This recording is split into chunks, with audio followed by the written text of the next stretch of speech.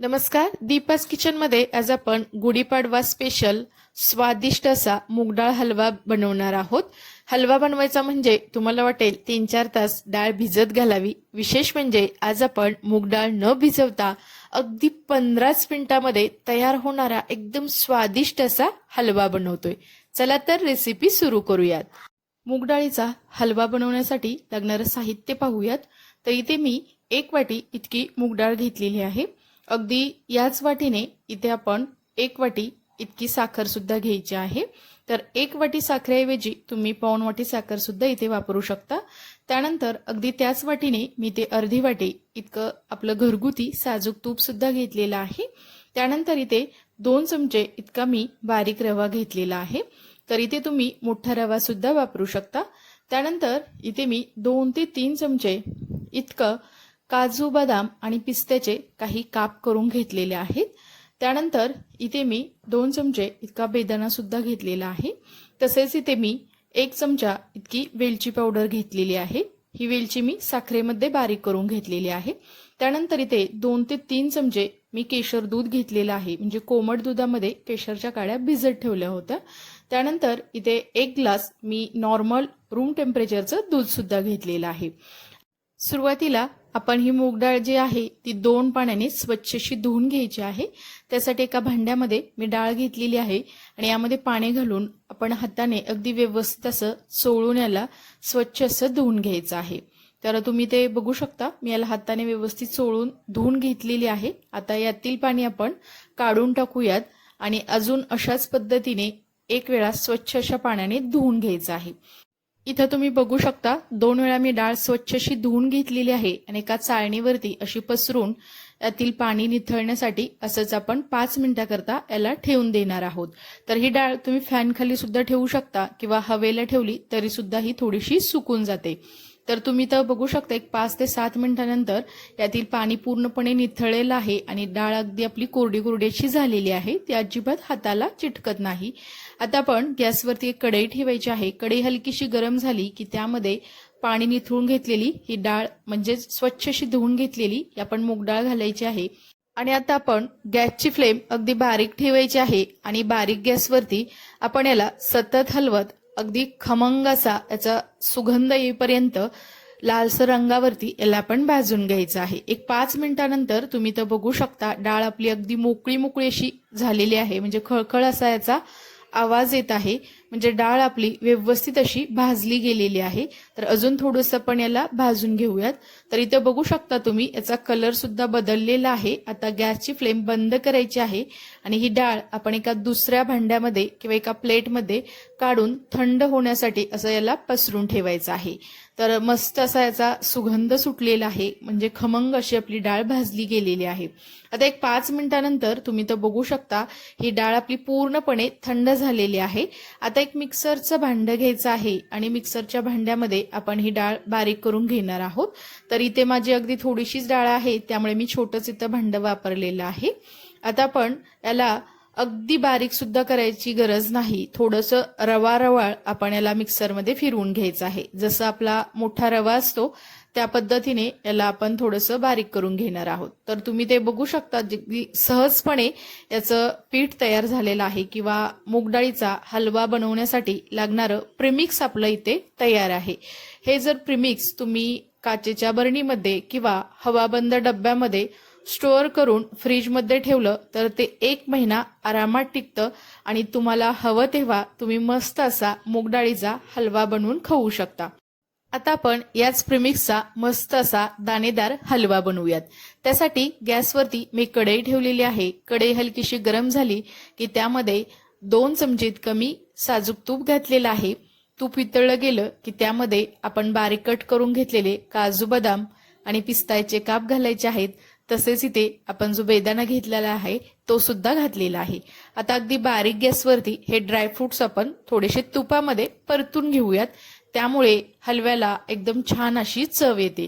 तर इथं तुम्ही बघू शकता एक 2 मिनिटाकरता मी त्याला बारीक गॅसवरती तुपामध्ये परतून घेतलेला आहे आणि मस्त असा आपला बेदाणा सुद्धा इथे फुलला गेलेला आहे। आता आपण हे ड्रायफ्रुट्स आपण एका दुसऱ्या डिशमध्ये काढून घेऊयात। आता याच कढईमध्ये आपण हा हलवा बनवणार आहोत। तर आता इथे अजून 1 चमचा मी तूप घातलेला आहे आणि त्यामध्ये आपण जो 2 चमचे इतका बारीक रवा घेतलेला आहे तो रवा इथे घालायचा आहे।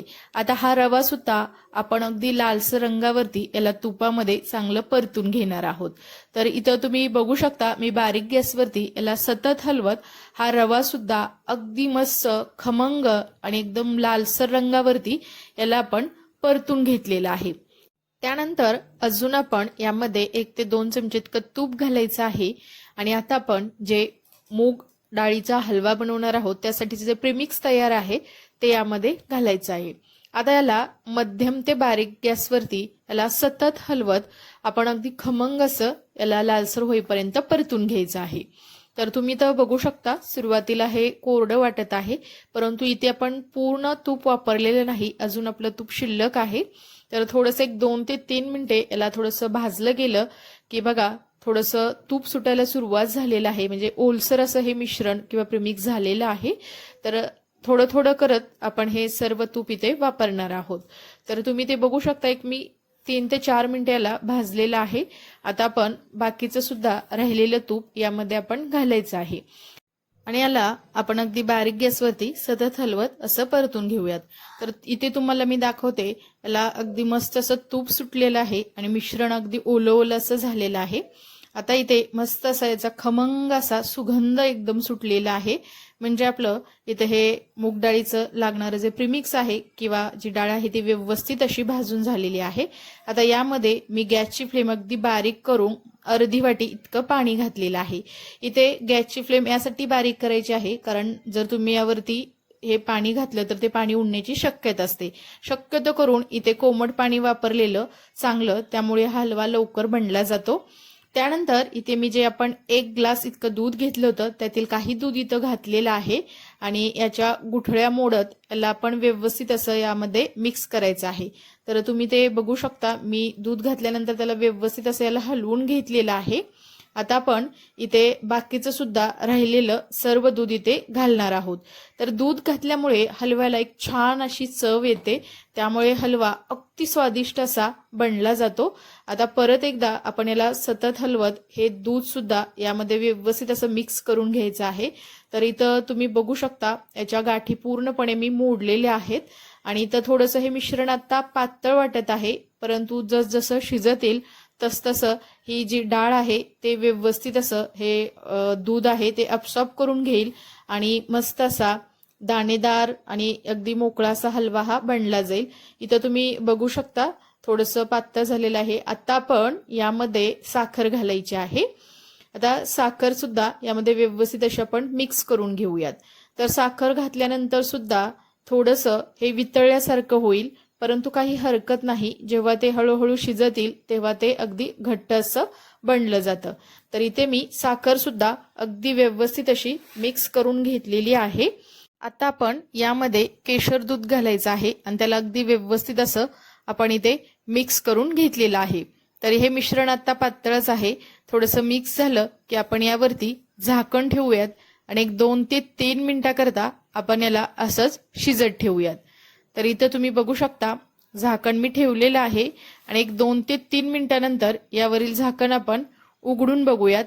तर आता इथं तुम्ही बघू शकता थोडंसं हे घट्टसर असं झालेलं आहे, त्याला व्यवस्थित असं परत एकदा आपण हलवून घेऊयात। तर इथं मस्त असं याला टेक्स्चर आलेलं आहे। आता यावरती झाकण न ठेवता आपण याला 1-2 मिनिटाकरता असंच आपण याला सतत हलवत राहायचं आहे।